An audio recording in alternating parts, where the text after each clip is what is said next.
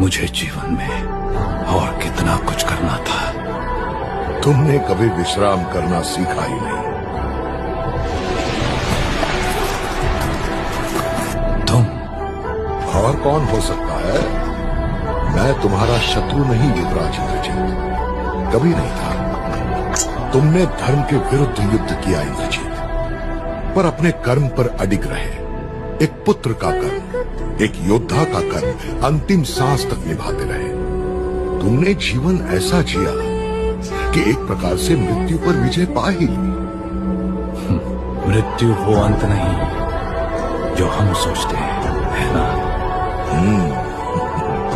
मृत्यु जीवन का अंत नहीं, एक नए जीवन का आरंभ है। जीवन एक अंतहीन चक्र है और मृत्यु बस उसका एक छोटा सा हिस्सा।